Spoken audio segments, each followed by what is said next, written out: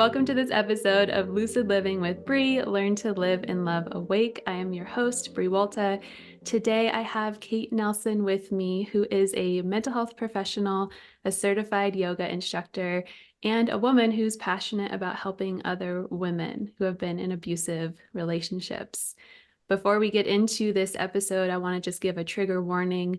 Some pieces of Kate's story are pretty horrific, to be quite frank, and can be graphic. So if you are sensitive to such things, take care of yourself. If at any point you need to stop the episode or maybe skip this episode, please give yourself that permission. Thanks, Bree. With that said, hi, Kate. Hi, thanks so much for having me. I love that we're matching green and we have plants in the background. And so we were just talking before recording of like how weird this is that I always match my guests. It just gets to be a cool thing. We get to connect energetically before we start talking. Yes. Yes. How are you feeling coming into today? You know, we started this conversation with I've told this so many times. I've done so much work around it, but I'm not gonna lie, I feel a little nervous, a little vulnerable. Yeah. Yeah. When we had sort of met before we decided to share your story, you were speaking out about how this is one of the first public forums that you are going to be talking about this story and how you felt really ready all of a sudden. Yeah. Maybe not all of a sudden, but you finally felt ready after a long time of feeling like you needed to stay quiet. Yeah. I think, you do your internal work and it just wasn't at a place where I felt I could share it from a space where it would impact others in a healing way. And so I wanted to continue my own work until I felt that. And yeah, I've been doing a lot of somatic work the last couple of years and just really have noticed I feel really regulated and calm talking about it. So I thought this was a great place to start. Yeah, that's such an important thing to be able to discern within ourselves of, am I sharing this story to process it and like re-traumatize Right. myself every time I'm telling the story? Or have I integrated a lot of the trauma and the painful moments to be able to share from that place of empowerment? Like, Yes. yes, these things happened to me and I understand how traumatic it was. I've already processed that and I want to share that so that you know you're not alone. Yes, absolutely. Yeah, which is the purpose of this podcast. So thank you for being confident and courageous enough to feel like your story is important because it is. hmm I appreciate you having me on. And just for the listeners, I mean, we met on a different podcast essentially, and immediately I felt connected to you. And I remember you left, and I said, I need to be her friend. So I'm so glad we're here now. Yeah, yeah, we've had some cool different dynamic interactions, ways of sharing in each other's magic. So Absolutely. I'm very excited. So where would you like to start in your story? What feels like a good starting place to give us this overview of what that experience was like with your ex? Yeah, you asked some great questions about early stages, and I think we probably at this point in society we're all familiar with the terms like gaslighting and the cycle of abuse and narcissism and all of that. And so I don't think we need to spend a lot of time, but I will say I was very young and naive and didn't have a lot of relationship experience. And so I think part of me falling into it was I didn't know what I didn't know. And I got captivated, much like many women do, with the love bombing and the honeymoon stage and the passion and the adrenaline and all of that. And it really does sort of essentially become kind of like a drug. Oh yeah. Yeah. It's the extreme. It's the extreme Yeah. high, the extreme low, the Yep. extreme anticipation for the next high, right? It's just like we're constantly seeking that dopamine, that Yes. rush. And similar to how our brain lights up on drugs, like, hmm there that it in the beginning of a relationship, even if it's not love bombing, we have a lot of chemicals firing and like there's a Anyways, lot yeah. happening. Yeah, we're love drunk, right? Yeah. But in the love bombing, it's like you're on ecstasy all of the time. It's just, Mm-hmm. and then Mm-hmm. you're seeking the ecstasy, and it's so much more intense, I guess, is a Mm-hmm. good way to say that. And Yeah. I love what you said about I didn't know what I didn't know. Yeah. When I can relate to that because in my relationship, I didn't like, I guess I was a bit naive in thinking like people don't lie to you. People don't cheat on you. People don't use drugs behind your back. Like people just don't do that. People are Yeah. honest and Yeah. giving people the benefit of the doubt Right. because you assume that they are operating from the same value system as you. Mm-hmm. And there were some things that came out about my ex about what he was doing where I'm just like I couldn't even understand how people would do that. So now I know. Now I know there's Yeah. people like that and have Yeah. experienced that firsthand. But when I was in it, I was operating from a place of, hoping the best or assuming the best. Yeah. I totally relate to that too, Brie. Like, I didn't know people lied for fun, kind of. Yeah. Yeah. Um, And another thing I wanted to highlight too, that I think is an overarching theme in a lot of these stories is isolated from friends and family. I had moved my life for this person. And so I wasn't close to my family system, who were a big support for me, didn't have any friends. And so what a perfect opportunity for me to get like sucked in and then essentially trapped, right? Yeah. Which is part of the plan, right? To make you as dependent on them as possible so that Mm-hmm. you are even weaker. You Mm-hmm. can't you can't have the resources near you, or maybe you've cut out friends that you have to repair that relationship before you can find that support again. Like, yeah, it can be a very isolating and scary experience. Yeah, absolutely. Yeah. How long were you guys together while it was good? Hmm. I would say it was probably it, and I wouldn't even ever say it was, well, maybe 4 or 5 months where I would say it was good. And then the patterns started. And then it was probably 3 years where it was decent enough for me to continue on. Yeah. But all the warning signs were there, Mm. and I, I just I didn't even know what to look for. Yeah. Hmm. Yeah. So when you're in it, I mean, it's easy to see it as a warning sign now, the Yeah. hindsight. Yeah. But when you're in it, what did those little moments feel like? Those little red flag Yes. moments. Yeah. Lots of anxiety, knots in your stomach, right? And then the gaslighting is so prevalent because I found myself questioning myself a lot and feeling, essentially crazy. Or did I hear the details of that wrong? Why do stories seem to change? And so I really started to lose my footing on my own reality Hmm. and um, what we had talked about and how things landed and how they were said, because it was just a little different every Yeah. time. Yeah. With just enough truth or enough Mm-hmm. validity where you're like, Mm-hmm. maybe I did remember that wrong, or Right. maybe I am crazy. Maybe that did happen, right? It's like the gaslighting is it happens in small increments where we lose that sense of self, the layers of our knowing. Mm-hmm. So it's not like that's why it's so hard to detect. Yes. Yes. And then another thing too, like, and I think, this is a good warning for individuals if you're in this type of scenario, or maybe just to look out for it, was there were always a slew of crazy ex-girlfriends. Uh-huh. Um, and I Yeah. think we know that now. Like, if a guy has a lot of crazy exes, I think you Yeah. should question that, right? Maybe Um, reach out to them. No. but Yeah. it also created this sense of, because there was always maybe one lingering in the background that was, after him still. It also created this sense of territory, right? Like Yeah. this peacocking sense of like, what do you think you're doing? He's mine, which almost made it more enticing in some Yeah. ways. Like, people are fighting for this person Hmm. and I'm going to keep him. So there Hmm. was there was that dynamic as well. Yeah. It's so interesting how the psychology of that works, where Mhm. even if I don't feel good in the relationship, if someone else wants it, I'm gonna fight.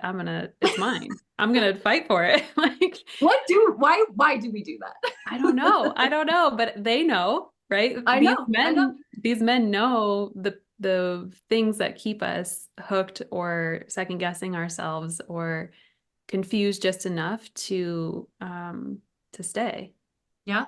to Hmm. not question them, not challenge them. Yeah. Yeah. When I talk about toxic relationships, I talk about it on a spectrum. And, Hmm. it's what are you feeling most of the time? In a toxic relationship, in my point of view, it's you're feeling that anxiety and hopelessness and Hmm. confusion most of the time, as Yeah. opposed to a healthy relationship where you're feeling safe and loved and respected most of the time, with Yeah. moments of disagreement or moments of not understanding each other, but Yeah. it's not the energy of the relationship. Yeah. It's not constant. Yeah. Um, and and you sadly do get used to a state where you're kind of in fight, flight, freeze, or dissociation, or just body discomfort, and that becomes your normal. Yeah. Um, it's only until you get out of it that you're like, wow, my body feels so good, Yeah. and I'm Yeah. not just like chronically anxious. This is lovely. Yeah. I was close to getting on medication for my anxiety, Hmm. especially towards the tail end of before I really saw what was happening in the relationship. And I just remember him saying to me, like, you're causing or like you're making yourself anxious by creating all these problems in the relationship. So that it Yeah, was also yeah, my fault that I was of course. just like, and then getting out of the relationship, I'm like, oh my God. It was like I stepped out of boiling hot water and no Hmm. longer, I mean, there were different things happening at that time, but it wasn't that chronic, like panic feeling all of the Yeah, time. yeah, Yeah. But totally. like you said, when you're in it, you don't know the other, the other Yeah, feeling, the other experience. totally. Yeah, I relate to that a lot. And um, I mean, there's a reason we have these sayings like listen to your gut, you Yeah. know? And now that is a huge barometer for me in relationships. Yeah. Yeah. So you guys were together for a couple of months where it was great, a couple of years where it was okay. Yeah. When did you really start to see like the veil lifted? So um, we were together a total of 9, married for 5. And, I think this happens in a lot of these types of relationships, but once we were actually married, it got worse. Yeah. I lost a lot of say control, and I wasn't making much money at the time, so no financial control whatsoever. And so then I really got into more of a trapped place. Yeah. Yeah. Yeah. Which is really interesting because, we have these hopes for marriage where, well, I guess twofold. We hope that things won't really change, be for better or for worse, right? We're just like, this marriage is an exciting thing. Or I think some people get married hoping that it will be better. And then when you get Sadly, I married, was probably that girl. Yeah. yeah, right. And it makes sense. There's a reason why a lot of people try that, or a lot of people try to have kids to make the relationship better. Um, Right. Seeking that external thing that's going to make it feel better. And I think that's part of human nature. When you Hmm. can't identify really what it is within, it's like, what can I get without? That's, going to fix it. Yeah. And I'm a Midwestern girl, man. Like Yeah. any Midwestern girls can relate. Like we are taught to have this, get married, have the 2 babies and the golden retriever. Like, and Yeah. so it also was just kind of ingrained in my moral system, my values, and like what you're supposed to do. Yeah. Yeah. And finding the person who can satisfy that or is almost like good enough to give you the dream, give you the future that you long for, that he promised, whatever the case was. Yeah. Yeah. And then the Midwest pressure. I don't relate in that same category, but I have a lot of clients who feel that way, who are, early 30s and are afraid that they're not going to have kids or they're too Yeah. old to Yeah. already have kids. So it's Hmm. It's a different way of thinking for sure. Yeah. Yeah. Yeah. It's definitely, I think, based on where you live, grow up, what was instilled in you, but definitely in that area, it's very prevalent and just the norm. Hmm. Yeah. So as the marriage started to get more controlling and a little worse in your words, Hmm. what were some of the pieces that led you to finally being able to see what was happening and or get out? Hmm. So obviously, you know, there was always the I need to leave this. This isn't healthy, strong voice in the background. Mhm. And then you always kind of keep those few girlfriends in your like loop of I'm gonna let them in on what's going on. So they were always like strong voices in that. Yeah. Um, but the final straw for me, and this is the trigger warning part for anyone that, maybe doesn't feel comfortable hearing about miscarriage or anything like that. But the final straw for me was I got pregnant and it wasn't planned.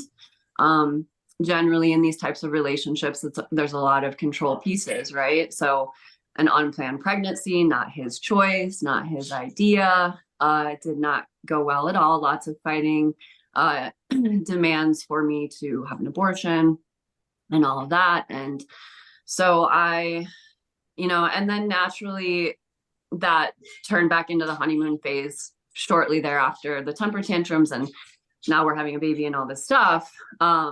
And then probably about 3, 4 weeks after that situation with finding out, I had a really traumatic miscarriage, and it was a lot of blood, and the doctors were pretty panicked about the situation, which I didn't know if that was normal. But they did tell me the next morning, like, we were afraid that you would possibly lose your life from blood loss.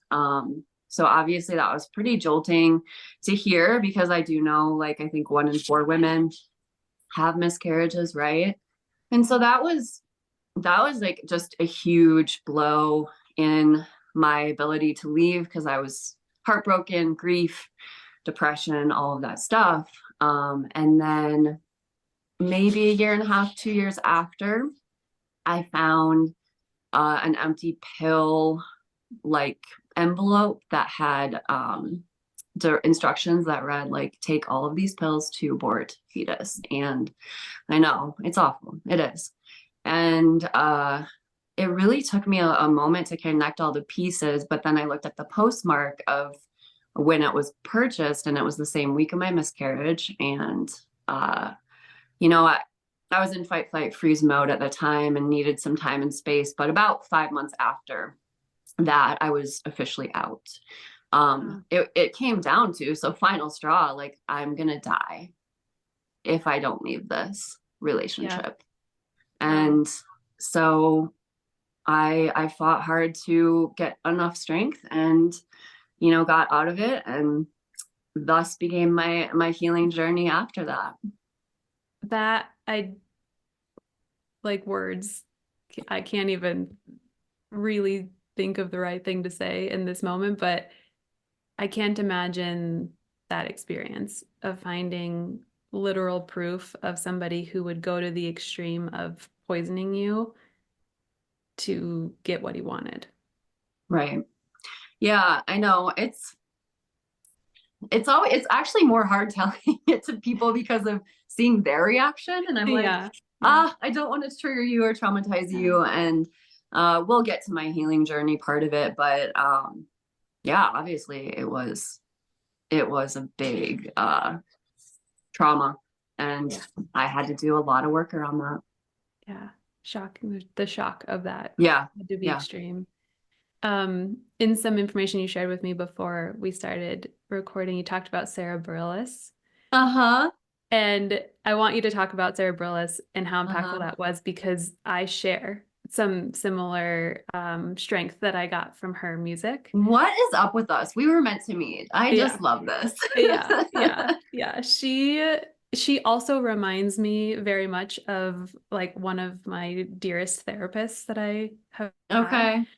So there's a couple pieces in there that like she gives me a lot of strength, but her music Hmm. gives me a lot of strength. But Yeah. tell us what she means to you. Yes.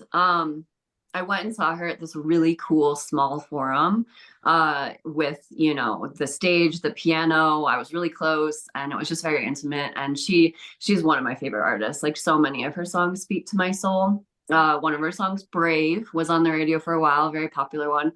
There's a line in there that says, maybe one of these days I'll get out of the cage that I'm in. Maybe one of these days I'll let the light in, show me how big your brave is. And Mm. that lyric really spoke to me. But before she started the song, she said, I think there's probably people in this room that need some confidence and need to be brave about something. And this song's for you. And Aw, it's funny because I was with my then sister in law and I just had this empowerment woman moment. And I was like, out, done, fucking yeah, done. I don't know if I'm yeah, allowed to swear on here. yeah. Of course you are. Yes. So I do have Brave tattooed on my wrist. Amazing. Mhm. Amazing. What was your dynamic like with the sister-in-law? Was she supportive of like did she have any idea the type of person her brother is? Yes, and Yeah. um, growing up in the family system that they did, some of the same patterns. Yeah. I think probably in her deep down soul, she knew, but didn't want to see it. Yeah. Yeah. Yeah, that's really really tough. But the divine orchestration, I guess, of you being there with her like somehow symbolizing that connection that you have Yeah, yeah. and feeling that moment of like this is the moment that I have to go. Hmm. It Hmm. clicked, right? We I talked about know. that, like knowing so many of my clients like are sort of in this limbo space of I know I sort of should go. I don't want to go. I'm afraid to go. I Mhm. feel okay to go. Like it's just like ping pong back and forth. Right. But once it clicks, that's it. I mean, Yeah. that's like the only option is to move forward from Hmm. that place. Well, now that I know this about you, we got to see when she's in concert again. I know. I know. And I wonder if we were at the same, I can't remember what year it was, but I also saw her at a small forum in Denver, Okay. where it was like a very intimate, we were like seated, I think. It wasn't a standing concert. Mine was out east, so Ah, okay. So yeah. no, we weren't. But But maybe she just does small forums because she's just yeah, just such a passionate artist that I don't think she wants those big mega yeah, concerts. yeah. Right. Yeah. And it's interesting because the this happens with some artists where I'll listen back to them and now that I've had my experience with somebody like I was with, I'm like, "Oh my God, they were with somebody like that too." Like they're talking about a narcissist or they're talking about a toxic relationship. Like Yes. I remember even revisiting some of Taylor Swift's stuff and I always Hmm. knew she talked about breakups and heartbreak, right? But there's some songs where I'm like, "Oh, you've been gaslit." Like Yup. and it's sort of like this unspoken club that you're in or that you know Uh-huh. you can recognize that other people have been in, Yeah. um, which is helpful in a way, at least for me, to feel like I wasn't alone in that experience. Yeah. I totally agree with you. There's so many songs about it now. And something that I also want to highlight, I had a conversation with a friend a couple of months ago about this, about our culture is really catching up to the languaging of narcissism, the empath narcissist dynamic. But even 10 years ago, this was a little bit more foreign. I don't think we we knew what to call it. I don't think we knew exactly what it was. And so I'm really glad that in the mental health world, we're talking so much more about these types of dynamics because no one really knew what to call it back then when I was Yeah. in that relationship. Yeah. Yeah. And being open to hearing it is the second Hmm. piece of that, right? Like Yeah. at some points in the journey,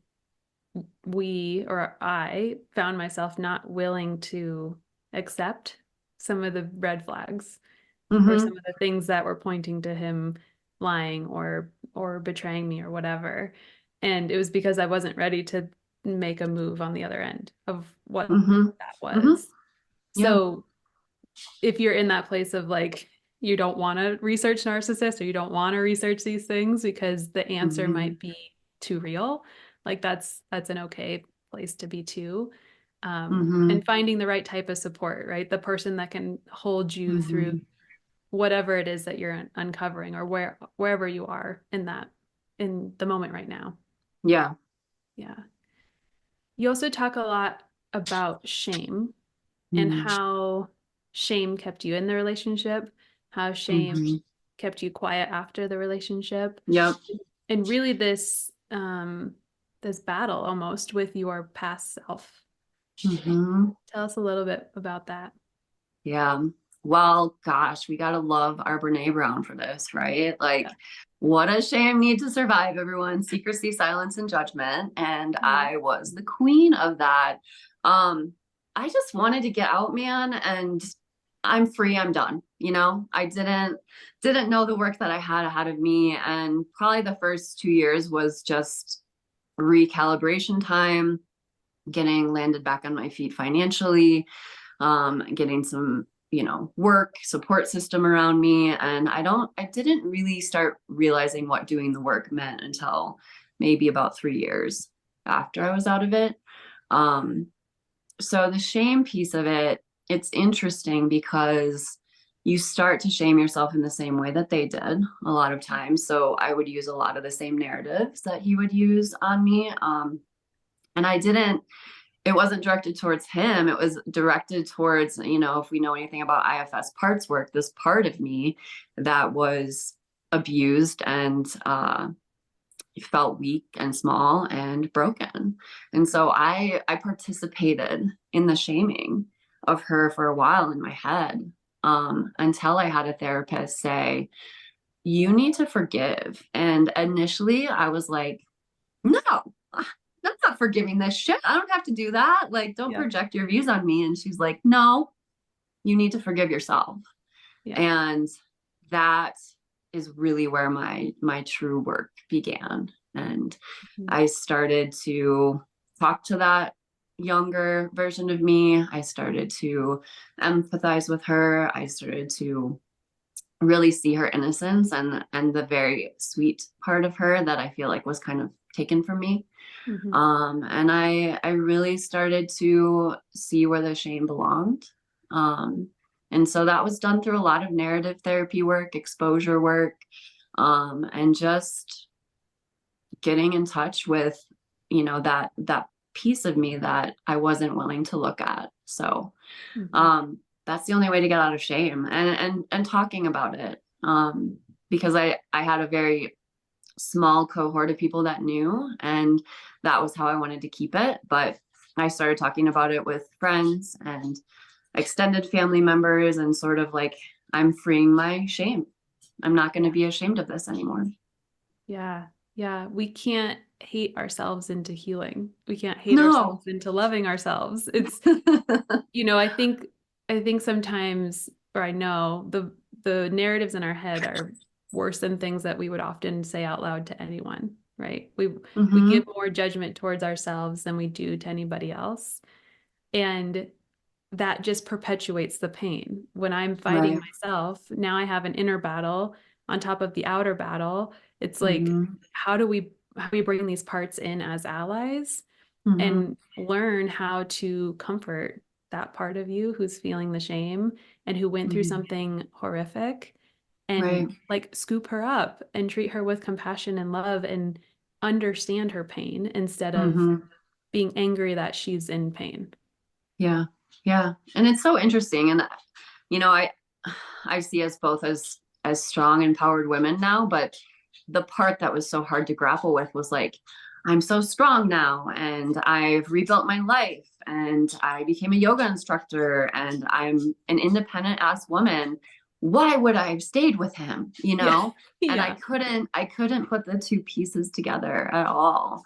Yeah. Um, until I finally realized, like, she's still a part of me, Mm. and she deserves the love and the self-acceptance that she was never given in that relationship. Yeah. Yeah. I do what's called a releasing ceremony with my clients. And I know we talked about this in Yeah. a different capacity. Um, but helping women detach from the narrative that's almost holding this version of ourselves hostage. Mm-hmm. And when we can cut the energetic cord with that story that's holding her, like this gray world that she's like stuck in, then we can Right. bring her back in as the ally with the Yeah. wisdom of what she went through and what she needs and what we need, Mm-hmm. and be with her as we continue to move forward without the same like weight or tether that we had with all of the narratives surrounding that she's weak, that she should have known better, Mm-hmm. that she's a piece of shit, whatever it is that we're telling ourselves. Yeah. And that's so empowering to bring her back in. Yeah. I love that. I love that integrative work. And yeah, I mean, I do think our field is really getting into this parts work. And it's such an important way to look at yourself, Mhm. because I wanted to just completely compartmentalize that part of myself and put her away. Yeah. And I said this in my story that I wrote, but it was like I was wearing a scarlet letter, but only I could see it, you know? Mhm. Mhm. Yeah, and it clouds everything. Mm-hmm. And then it's creating beliefs that you're now operating from, and to the point about them having control.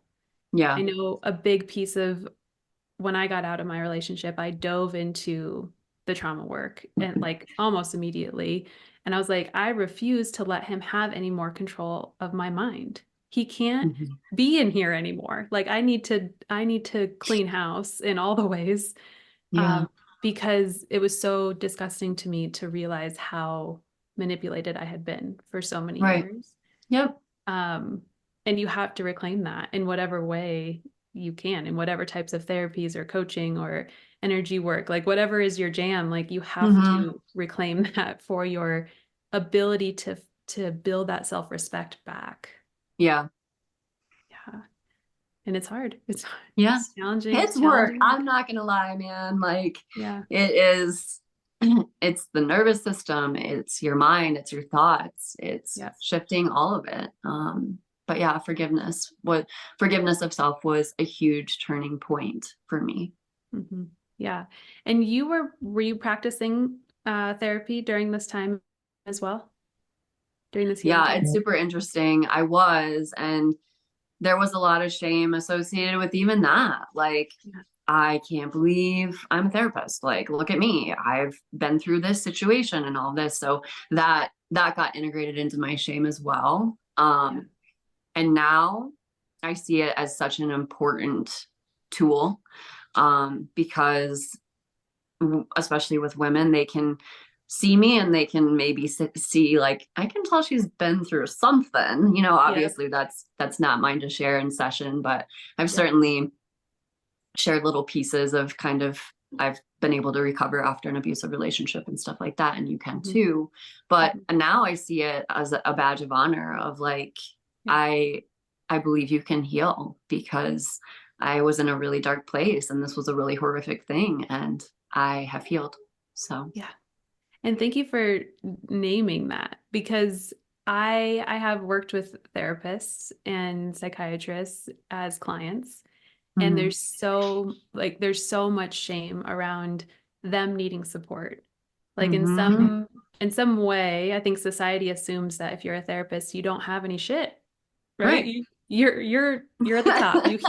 You healed all your things. You get to graduate from being human experience, right? Like so for other therapists, other space holders listening, it's okay. It's okay if Mhm. you are teaching your clients about boundaries, but you struggle to hold boundaries in your own life.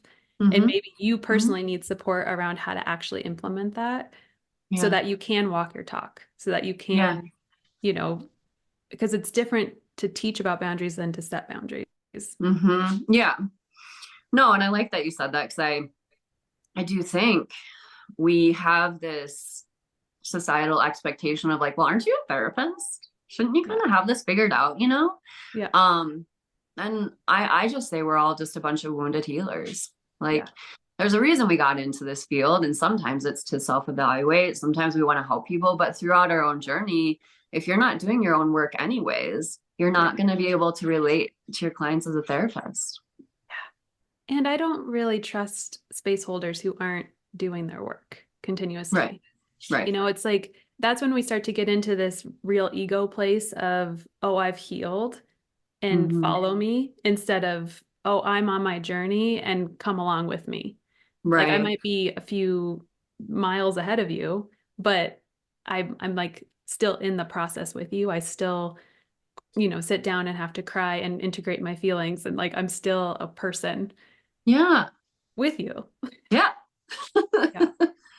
We're human beings, everyone, just letting you know. Just like that's like I know it's similar to when you like see a teacher outside of or I guess when like I have seen teachers as an adult that I had as children and I'm like, "Oh my God, like you're you're a human." Like I Yeah. just ran into one recently at an event and she was a little bit tipsy and I was like, "Whoa, like I thought you were just my Spanish teacher." Like,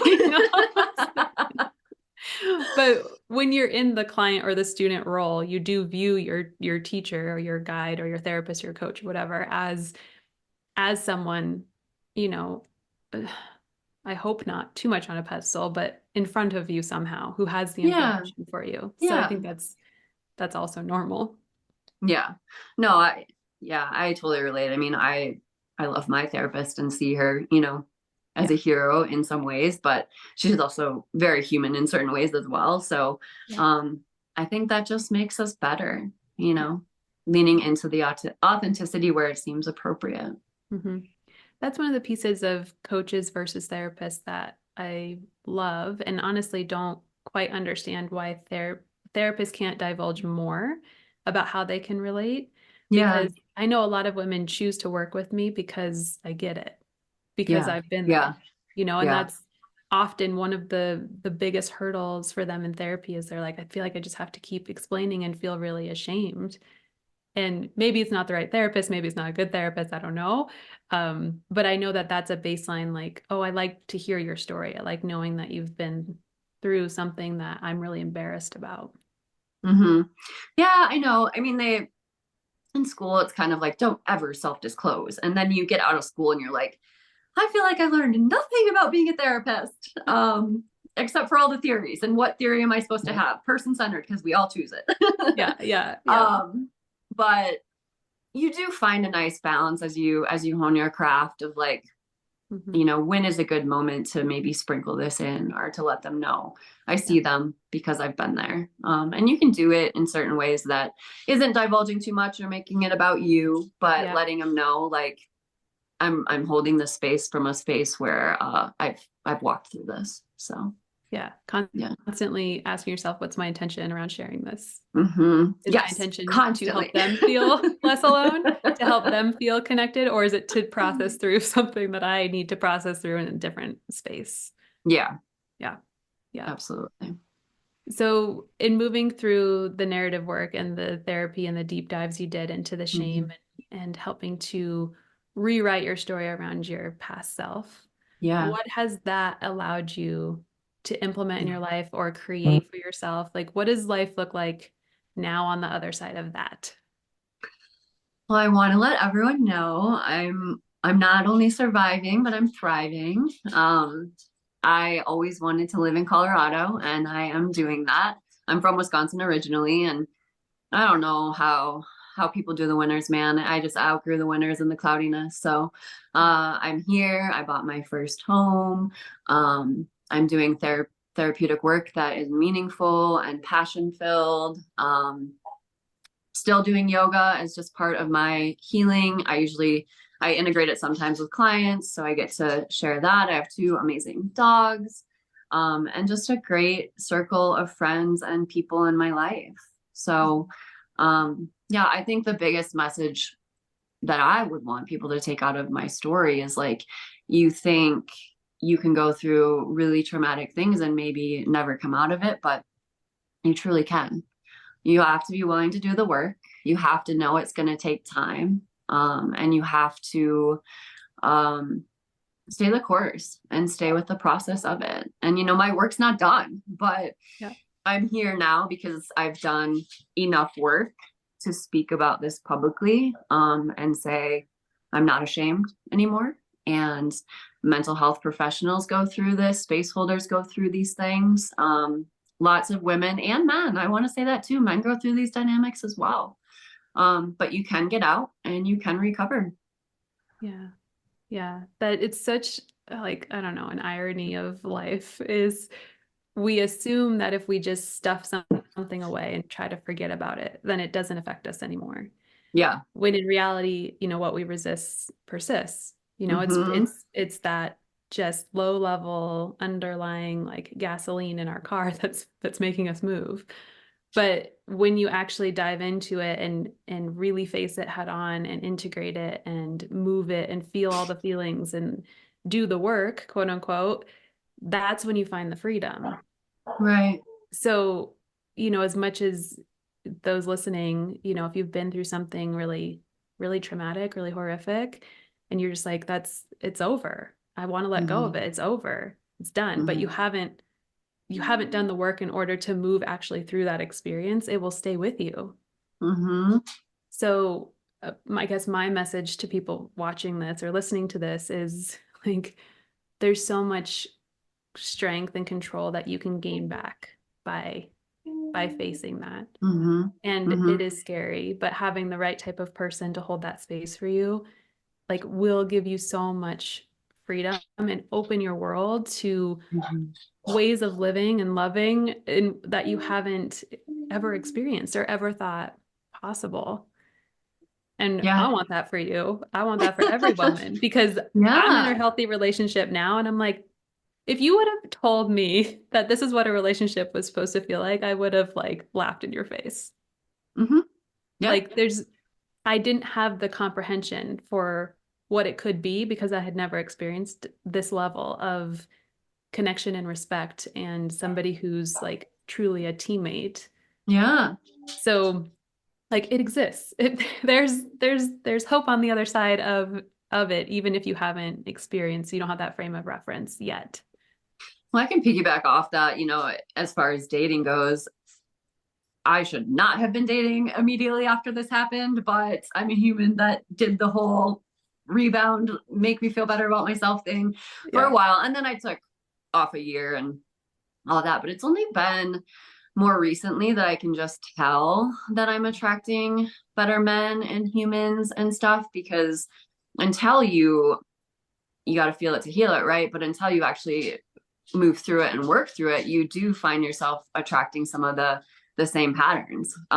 Yeah. And so for a little while that was happening, and I saw it faster and got out way faster, but I Yep. still found myself because I felt a little bit unworthy and broken internally. We accept the love we believe we deserve, Yep. attracting those same people. Yes, which is why getting to the belief underneath the experience is so important because like you said, if I deep down believe that I don't really deserve love because of something that happened in my childhood or whatever, then Right. I'm going to create that experience as my reality because I need that confirmation. I need Yeah. my external to meet my internal. So until you shift that internal belief of like, no, I actually deserve to be treated with respect. I literally have two huskies howling right now. I don't know if you can hear I it. can't hear it. No. Oh, okay. They're in agreement. Yeah, yeah, they agree with us. Yeah. No, but I love that. And I'm so happy that you have found someone. I can't think of anyone that I know more worthy. Mm, And I'm on that path and I'm never settling again. So yeah. Yeah. That is one of the blessings I think that come out of being in something that's so horrific is like when you do integrate that experience and do change the beliefs, then there's like zero tolerance for anything underneath or mhm. anything that you've experienced in the past, Yeah. you I had a know? guy the other day say, I noticed that you just don't put up with any shit. And I was like, yes, it's working. Yeah, it's working. You're like, no, I met my quota for putting up with shit in my life. So Yeah, pretty much. yeah, Boundaries, communication, all the things that, yeah, like you just weren't a thing yeah. in an abusive relationship. One question I have for you, because this comes up with some of my clients who have been through something like this, and maybe they've been through a couple rounds of something toxic. where Hmm. they're like, I feel so embarrassed to divulge my past with a new person that I'm dating because I don't want them to Hmm. think that I'm stupid or how could I have allowed that to happen. How do Hmm. you sort of navigate that as Hmm. you're getting to that point of sharing, building the trust with that person? Yeah, that's a really good question. Um, Definitely not in the first couple of dates, Brie. Yeah. Don't trauma bond. Um, I feel it out. Generally, if I feel, well, I first have to assess my safety. What does my body feel like? Is this person going to be a space holder? Or are they going to be another outsider that says, how could you have stayed? Why would you have put up with that? Then they don't know enough about that Yeah. world. And it's not anything that they're worthy of hearing. And so usually it it's the safety piece of it. What does my body feel like? And then kind of taking small bites of the cake, like I have been through some shit. I'm actively working on it always and kind of preferencing, see how that goes, Yeah. lean in a little bit more. But I shared my story with you in a narrative form. And if it gets to a more solid commitment and level of trust, I usually just say, I'd rather maybe just share this with you and then talk to you about it, answer any questions that you have. And I want you to know that I'm okay. Yeah. And I kind of set a boundary of like, I really don't want pity. Yeah. I'm way past that. And if I wanted pity, I would share this in a very different forum. I'm doing this because I want you to understand me, and I want you to know how much strength I have now. Yeah. I like what you said about testing out, like how safe are they? How able are they to hold that compassionate space without turning into you taking care of them or like them being so distraught that you were put through so much pain. Um, Hmm. it's a balance, because Yeah. these things that we've gone through are hard to hear. They're hard Yeah. to for other people to receive. And I know in my experience, I had sort of a unique experience with my now partner because on my dating app, well, my title was a toxic relationship coach at the time. So that Okay. in and of itself was like, what do you do? And I did that Nice very, reframe. Relationship clarity coach. I yeah, like yeah, yeah, it. yeah. That came actually from a client of mine who was like, I really want to refer people to you, but I feel shame referring to a toxic relationship coach. And I was like, oh, she's like, but you helped me find so much clarity. And I'm like, oh. So anyway, that's how that shifted. But even aside from my professional title on the app, the dating app, I was like, I need a guy that is in therapy or believes in therapy. Like I swung very hard to the other side of weeding out the people who didn't align with that. Hmm. And I had one guy reach out to me on the app and he was like, well, I guess if you're a toxic relationship coach, there's no pulling the wool off over your eyes. And I was like, delete. Like this is working exactly as it's meant to be, I know. If you're already plotting Yeah. your moves to manipulate, Ugh. that's red flag, everybody. Yeah. Yeah. So the conversation with my now partner, it started earlier because that was my job or it was my Yeah. title. Yeah. But even in that, it was like I shared sort of what felt safe in that time. And then over the years have shared a little bit more, and it's Yeah. just Yeah. you don't come at them maybe with the most traumatic part of the story, but more of like, I went Yeah. through something pretty crazy, or however you can soften it, sort of, just to Hmm. test to see how they receive Yeah. that. Yeah. Yeah. It is a weird dynamic in the beginning for sure, Mhm. because to me, if somebody compiles shame on top of my shame, like obviously that's not my person. But I Yeah. also recognize that from an outsider perspective, it's hard to understand why people stay, Yeah. you Yeah. know? Yes. Yes. So hard.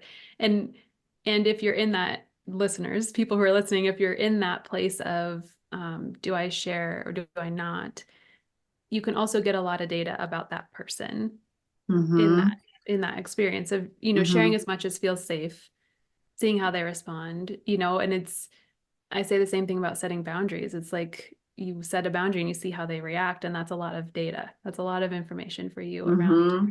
the type of person that you're continuing to get to know. Yeah. Um, so coming up with something that feels safe for you to share and sort of that like way zoomed out Yeah. You got to lens. start with the summary, I think, Yeah. and ease into it and Yeah. back and forth. And I mean, not a lot of people get through life without some trauma. So in theory, hopefully there's shared vulnerability and things that you guys tiptoe into until it feels more, I'm ready to jump into the Yeah. pool. Yeah. But yeah, I mean, I think it happens in layers. And I think I've learned that the hard way by probably like sharing about it too soon. Yeah. Mm-hmm. Yeah. Well, that's how trauma bonding happens, right? We're like, Mm-hmm. I think I'm being vulnerable, or I'm convincing myself I'm being vulnerable by sharing everything on the first date. But especially if they're manipulative, they're using that to bring you in to believe that, they can help solve your problems or make you feel better, or they're the solution. And then they're packing all that away for later to use Mm-hmm. against you. So just to be very cautious of somebody who's very, you know, sharing all of their shit on the first date, or who, Mm-hmm. when you share, they're like, oh, I can save you in more or less words. Uh, Mm-hmm. it's trust is built in small increments. I share a little, you share a little, I share a little, you share a little. Like, Yes. yeah, yeah. Or I've had the situations where they compare trauma. Well, that's nothing, dot, dot, dot, dot, dot, and it's Oh, like, yeah, you don't know enough about trauma then, yeah, buddy. yeah, yeah, yeah. Well, what do you want to leave listeners with? Uh, No, this has been so nice just talking about it freely and openly with you. I mean, I think I touched on it, but really, um, find find a close connected group of people because you can't heal alone. Um, that really embrace, what you've been through and can hear it and be space holders, and find your things, find therapist, whatever it is for your body that you need, because you will need something to re-regulate your nervous system, whether that's CrossFit, running, yoga, I don't care. You need to get back into your body. um, and lastly, that no matter how dark it has been and how dark you have felt, like I believe everyone can heal. And that it is possible, and you can find um, your worth, your self-love, and love again. mhm. Mhm. Love in a way that you may never have experienced before. Yeah. And deserve. You deserve that. Yes. Yeah. And Yeah. actually, like, people ask me all the time, like, if you could take back one thing, and I've thought about, would I take back this one thing? And I don't know if I would, because in the end, it's made me better, better therapist, better human, more compassionate, um, strong. I feel empowered. And it's just a part of my story now. Yeah. It's just a Mhm. chapter, right? It's Yeah. like if we look at these experiences as necessary, and I say that cautiously because I don't want to say you deserve trauma, but if you can find the meaning or find the what comes out of what can you grow from this experience or grow into, it helps give that chapter a purpose other than being a victim Yeah. or staying victimized, I guess is a better way to say that. Because Yeah. you can be a victim of something and be a victim because it was not of your doing, but to stay in Mm-hmm. that victim mentality is a Mm-hmm. choice. So Mm-hmm. how can we heal from, empowering you where being a victim of that experience was just a chapter and no longer defining the whole rest of the book? Right. Yeah. And I say that to clients a lot. Like, you can be a victim or a victor, you know, like, this hurts a lot, but we do have some choice. Mhm. And I could have easily gone down a really dark path afterwards, and not saying there wasn't darkness integrated into that, but um, yeah, I mean, and I think a big part of that was getting back by my support system and really having a safe place to land. Yeah. Yeah. We need our people. We need our Yes. we need our people and our professionals and all like the whole the whole team around us to help support in different ways. Hmm. Yeah. Absolutely. Well, I love to end these by having you help me pick a spirit oracle card. Oh, so fun. I love So that. if you're up for it, I want you to close Yes. your eyes. Close my eyes. Okay. Just tune into the deck, maybe the energy of the people listening. And whenever you feel like the shuffle is complete, just tell me when to stop.